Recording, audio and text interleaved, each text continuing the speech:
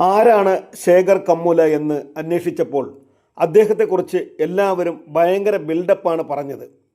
Covid സമയത്ത് എൻ്റെ grey Mayan എന്ന സിനിമയുടെ ചിത്രീകരണം നടക്കുകയാണ്. അപ്പോഴാണ് ഈ ശേഖർ കമ്മുല ഒരു വീഡിയോ കാൾ വിളിക്കുന്നത്. ആ 20 മിനിറ്റ് മാത്രമുള്ള വീഡിയോ കാളിൽ അദ്ദേഹം ഒരു സിനിമയുടെ കഥ മുഴുവൻ പറഞ്ഞു. കഥ എനിക്ക് വളരെ ഇഷ്ടമായി. ശരി, ഈ സിനിമ നമുക്ക് ചെയ്യാം സാർ എന്ന് ഞാൻ പറഞ്ഞു.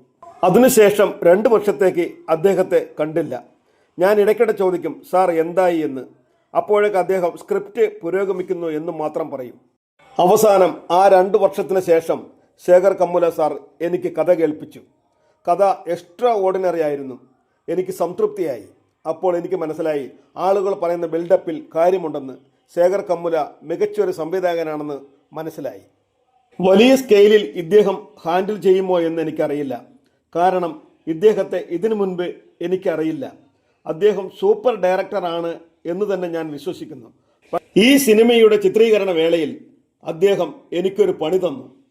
തിരുപ്പതി അടിവാരത്തിൽ നടുറോഡിൽ പൊരുവയിലത്ത് എന്നെ ഇരുത്തി അമ്മ തായെ എന്നൊക്കെ പറയിപ്പിച്ച് പിച്ചയെടുക്കാൻ വിട്ടു. ഷൂട്ടിംഗ് സമയത്തുണ്ടായ രസകരമായ സംഭവങ്ങൾ ധനുഷ് പറഞ്ഞു ചിരിച്ചു. ആ സിനിമയുടെ പേരാണ് കുബേര.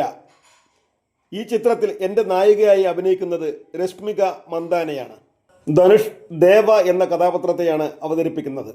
ഈ ചിത്രത്തിൽ നാഗാർജുനയും വളരെ മികച്ചൊരു കഥാപാത്രം ചെയ്യുന്നുണ്ട്. ബോളിവുഡ് നടൻ ജിം സർബാണ് വില്ലൻ കഥാപാത്രത്തെ അവതരിപ്പിക്കുന്നത്. ജൂൺ 20-ന് പാൻ ഇന്ത്യൻ റിലീസായി ഈ ചിത്രം മലയാളത്തിലെത്തിക്കുന്നത് ദുൽഖർ സൽമാന്റെ വേഫറർ ഫിലിംസ് ആണ്.